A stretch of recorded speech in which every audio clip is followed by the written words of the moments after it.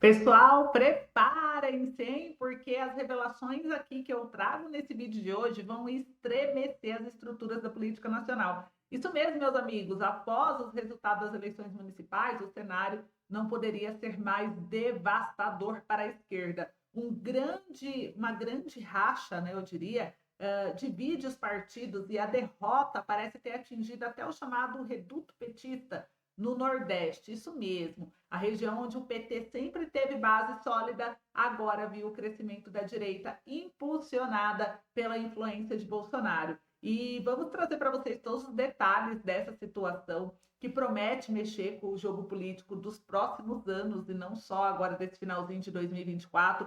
Nesse boletim, vamos também fazer um alerta para quem é da direita, para quem é da área conservadora. Mesmo com a vitória de Ricardo Nunes em São Paulo, os apoiadores de Bolsonaro, não são todos, mas alguns apoiadores de Bolsonaro não saíram com a sensação de vitória completa.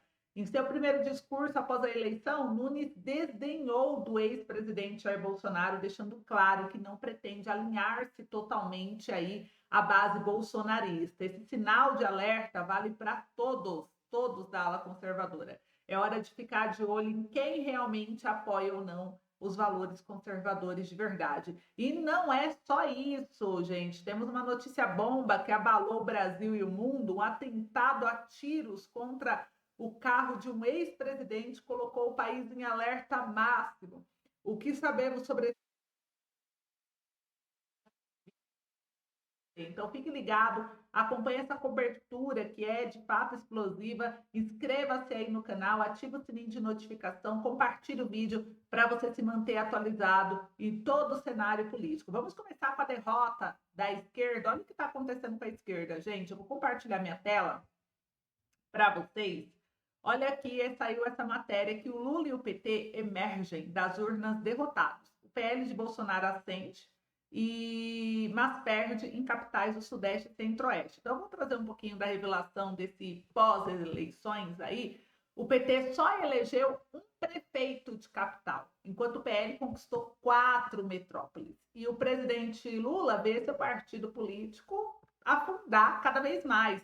Eles emergiram das urnas desse domingo, dia 27, amplamente derrotados, com apenas um prefeito eleito em capitais. O chefe do executivo e o Partido dos Trabalhadores receberam um duro recado dos eleitores brasileiros, e o principal deles é de que a imagem e discurso de Lula e do PT continuam desgastados entre os eleitores medianos e que vivem nas metrópoles do país. Nas eleições desse ano, Lula apoiou candidato em todas as capitais, e o PT lançou 13 nomes encabeçando chapa majoritária. Desses, 4 disputaram o segundo turno com alguma chance, mas apenas um foi eleito, em uma clara demonstração de que as fontes de lideranças municipais do PT são poucas, ou ao menos não têm vigor suficiente para atingir os seus propósitos e conquistar votos. Ainda que na matéria diz que já o Partido Liberal, que tem como maior representante nacional o ex-presidente Jair Bolsonaro, venceu em 2 capitais do Nordeste, onde o Lula tinha a grande maioria, e parece que o Nordeste não escolhe mais 100% petista, não, né? O PL, ele não havia conquistado nenhuma região da capital da região em 2020. Só que esse ano ele garantiu aí o comando da prefeitura de Maceió, com João Henrique Caldas, e de Aracaju, com Emília Correia. Das 9 capitais do Nordeste, o PL e o PT tiveram candidatos em 5. No entanto, os 2 partidos concorreram diretamente apenas em Aracaju, Sergipe, João Pessoa, Paraíba, e Fortaleza, Ceará. Em Aracaju e João Pessoa, o PL superou os candidatos do PT ainda no primeiro turno. Então, assim, a matéria é gigante, não vou mostrar tudo para vocês, mas só para vocês verem. Enquanto o PSOL não elegeu ninguém, aqui ainda mostra uma outra situação desse pós-eleições. O Nunes acredita a vitória em São Paulo a Tarcísio, líder maior. Então, o prefeito reeleito diz que o governador deu a mão na hora mais difícil e praticamente lança sua candidatura à presidência. Seu sobrenome é Futuro. Olha só o que aconteceu, né? Então, aqui, gente, o reeleito nesse domingo para mais 4 anos no comando da Prefeitura de São Paulo, Ricardo Nunes creditou sua vitória ao apoio do governador paulista Tarcísio de Freitas, a quem chamou de líder maior, e ao líder maior, sem o qual não teríamos essa vitória, meu amigo que me deu a mão na hora mais difícil, o governador Tarcísio de Freitas, declarou em discurso. Apesar de ter manifestado apoio à sua candidatura, o ex-presidente Jair Bolsonaro não estava ao lado de Nunes no discurso da vitória, porém foi lembrado pelo MDBista, no momento em que ele fez o cumprimento ao seu vice, Coronel Melo Araújo, indicado pelo ex-chefe do Executivo. Se referiu ao ex-Rota como uma indicação preciosa do presidente Bolsonaro. Em seu discurso, Nunes também falou sobre vencer extremismos, disse que São Paulo deu uma lição de democracia para o Brasil e que o equilíbrio venceu.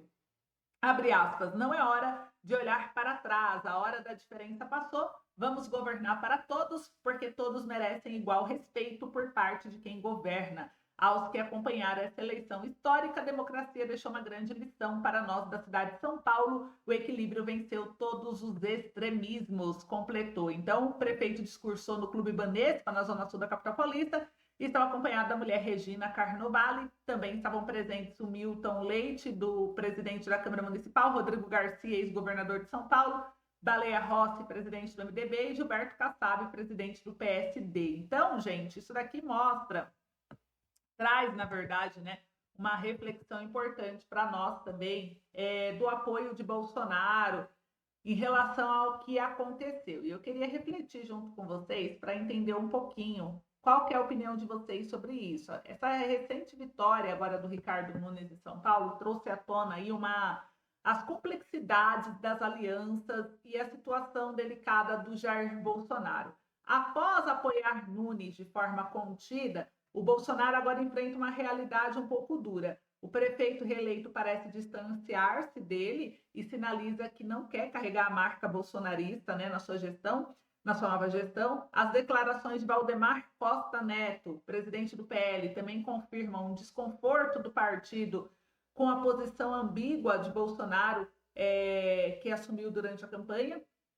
Esse contexto deixa Bolsonaro em um impasse ao tentar equilibrar seu apoio, acabou atraindo críticas de ambos os lados e talvez enfraquecendo a sua própria liderança. O Bolsonaro não, ele poderia ter seguido aí, na minha opinião, vários caminhos, né? Ele tinha algumas opções. Um caminho mais ousado, rompendo com o Centrão e apoiando de cabeça a candidatura do Pablo Marçal para criar uma nova figura da direita, mesmo da ala conservadora ainda no primeiro turno, tomando uma posição que reforçasse seu papel junto à ala mais radical da direita. Ao fazer uma aposta desse tipo, na minha opinião, Bolsonaro teria mostrado ser uma liderança disposta a arriscar, atraindo mais simpatia de eleitores ultraconservadores. Contudo, essa abordagem teria um custo alto, porque o Centrão certamente se afastaria por não ter o apoio, e isso poderia prejudicar a estratégia de crescimento da direita no Congresso e em outras arenas políticas, até mesmo porque o extremismo não agrada a todos os públicos. E o Bolsonaro apoiando o Marçal, que é uma figura nova e bem extremista, talvez não iria agradar a todos e talvez, mesmo assim, Marçal não venceria. Como que ficaria, então, o Bolsonaro depois disso? E não só Bolsonaro, mas a ala conservadora. Essa escolha abre aí, gente, uma reflexão profunda. Salvar a liderança de Bolsonaro ou salvar a própria ideologia conservadora? Porque é isso que está em jogo. Em sua decisão de apoiar Nunes de maneira moderada, minha opinião, tá bom? O Bolsonaro parece ter sacrificado um pouco de seu protagonismo e ele estava ciente do risco, porque o Bolsonaro é como se fosse tirar ele de burro, né? Se ele não tivesse ciente. Ele estava ciente o tempo todo. Aqui no canal a gente trouxe várias reflexões sobre isso. Por quê? Porque ele tirou um pouco do seu protagonismo para proteger o campo conservador, que querendo ou não, gostem ou não, o Centrão é quem domina. A direita unindo com o Centrão forma maioria e consegue, inclusive, barrar pautas do governo. A gente sabe que é assim, né?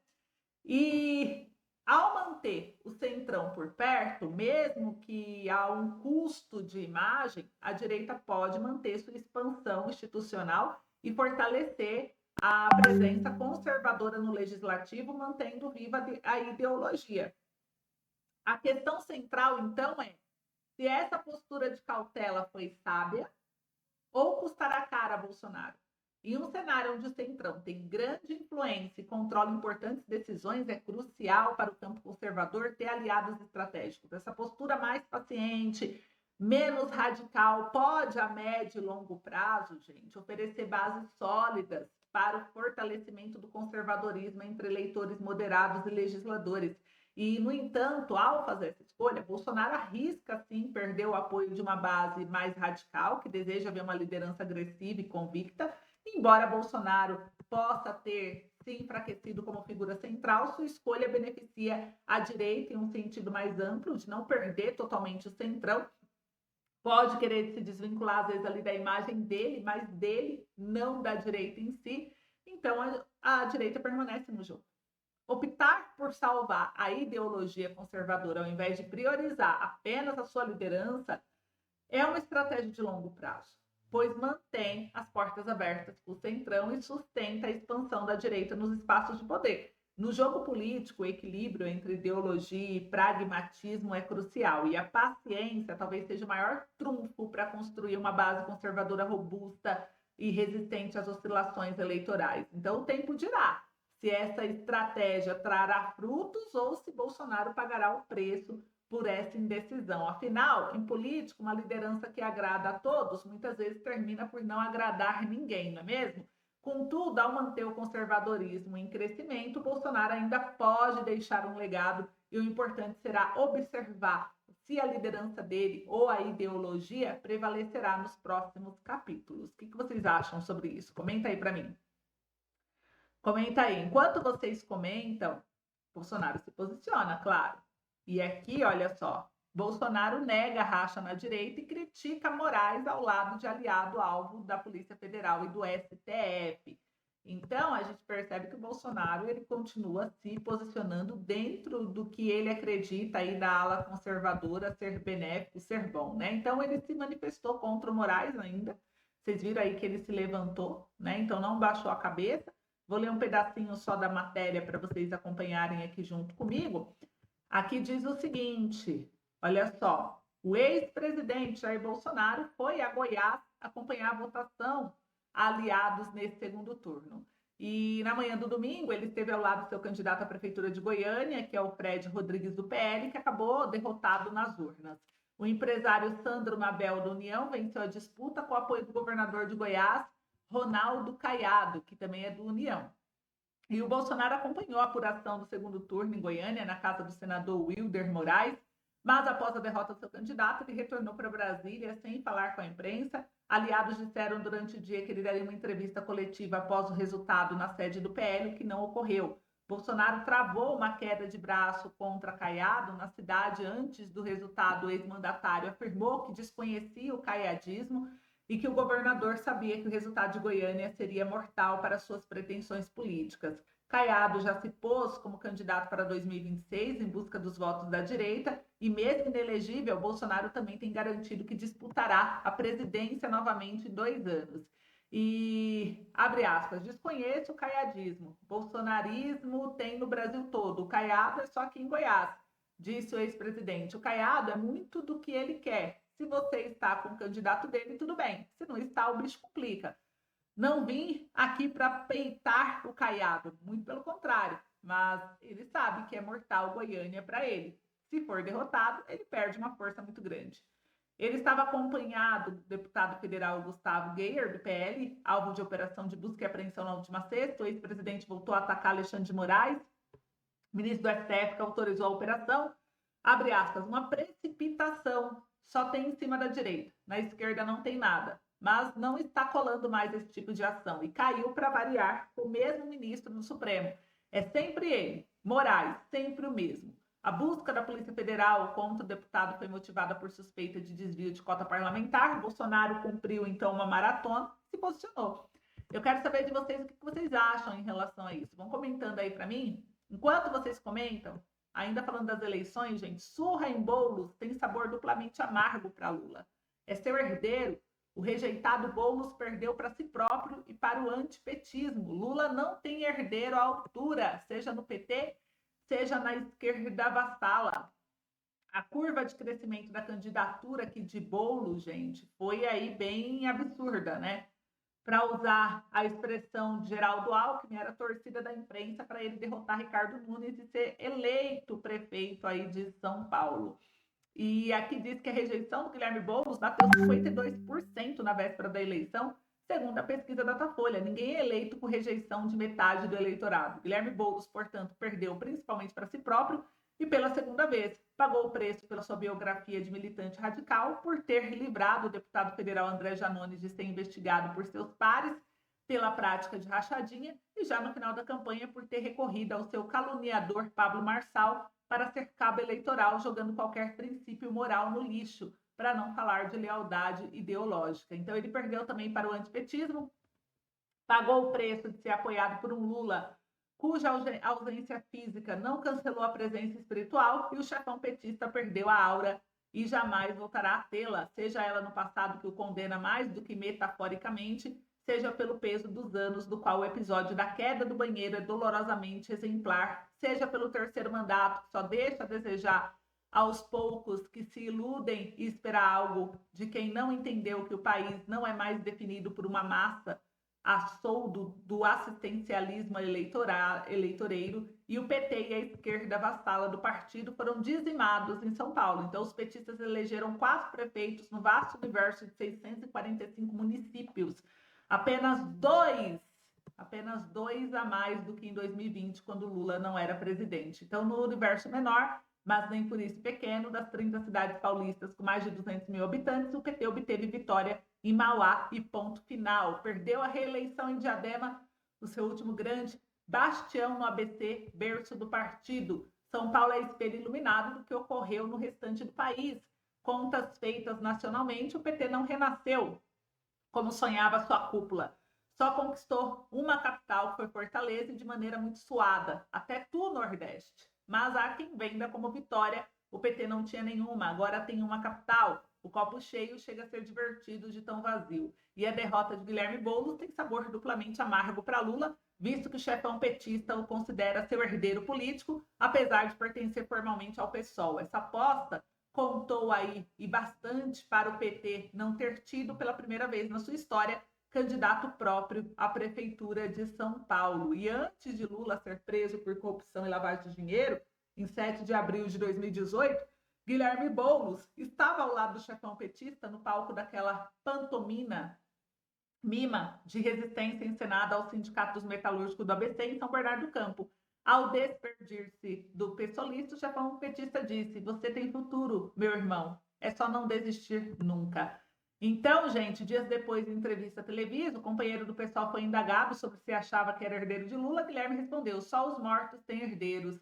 Quando morrer para a política, Lula não deixará herdeiros à altura do seu tempo de glórias, nem no próprio partido, nem na esquerda que se coloca como alternativa. O herdeiro será seu presente decadente." Olha só isso, gente. Então tá aqui uma matéria interessante do Mário Sabino, colunista do jornal Metrópolis, que trouxe essa reflexão sobre o que acontece aí com a esquerda, e eu quero saber se vocês concordam ou não. Enquanto isso, olha só, PT errou ao apoiar Boulos, diz vice-presidente da sigla.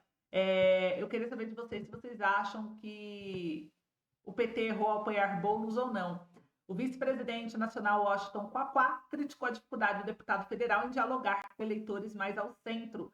Parece que voltamos a reaprender a gostar de perder. Então, olha só o sentimento aí dos aliados, né? Ainda a Folha de São Paulo também trouxe aqui uma matéria. Gleice, no pós-eleição, cobra apoio de partidos da base para a reeleição de Lula em 2026. PT treme na base, gente. Essa é a verdade. Acho que isso está mais do que claro para qualquer um, que o PT sente a sua queda, sabe que está só perdendo espaço. E essa matéria aqui da Folha de São Paulo, mostrando o desespero da Gleice, comprova tudo isso. A presidente do PT menciona disputas com máquinas poderosas e destaca o crescimento da sigla em comparação a 2020. Então, ela disse esperar que as vitórias dos partidos aliados do governo federal contabilize com as suas e sejam convertidas em apoio para o Lula em 2026. E aí, vocês acham que rola ainda? E para finalizar, o ex-presidente da Bolívia, o Evo Morales, sofre ataque a tiro, gente. Olha só, a política ela tá um caos e a gente fala até onde vai a briga por poder, né? Olha isso, o ex-presidente da Bolívia foi alvo de ataque, é isso mesmo, o líder da oposição no país, Morales, postou vídeo do ataque nas redes sociais. Ele alega que 14 tiros foram disparados por homens encapuzados. Essa foi a tentativa de assassinato ocorrida às 6h20, às portas do Nono, no município aqui de... A bicha nem sei pronunciar essa palavra, mas enfim, nas imagens, o Morales aparece no banco da frente. No telefone, o ex-presidente diz: estão atirando em nós, estão nos detendo rapidamente, mobilizem-se. E o vídeo mostra a marca de tiro no carro e o condutor ferido na cabeça. Não há detalhes sobre o estado de saúde, nem sobre a extensão do ferimento. O carro em que cheguei levou 14 tiros, me surpreenderam. Felizmente, hoje salvamos nossas vidas. Os que atiraram estavam encapuzados, isso foi planejado, era para matar. E o ex-presidente boliviano denunciou que agentes do Estado boliviano tentaram assassiná-lo. Denúncia foi feita perante a Comissão Interamericana dos Direitos Humanos. Denuncio de maneira urgente, né, ante a CIDH, que agentes de elite do Estado boliviano tentaram contra a minha vida no dia de hoje, enquanto o governo reativa operações conjuntas para reprimir as manifestações que bloqueiam rodovias em seu apoio, informou Morales na rede X. Eu quero saber o que vocês acham disso tudo, mas é um escândalo muito grande, né? E eu quero saber de vocês, o que vocês acham. Vão comentando aí para mim, gente, para vocês verem que o clima pegou geral. O clima não é só aqui no Brasil, não. O clima tá geral aí pegando fogo, né, no sentido político. E eu quero saber o que vocês acharam, o que vocês sentiram nesse pós-eleição. Então é isso, espero que tenham gostado. Um beijo, até logo.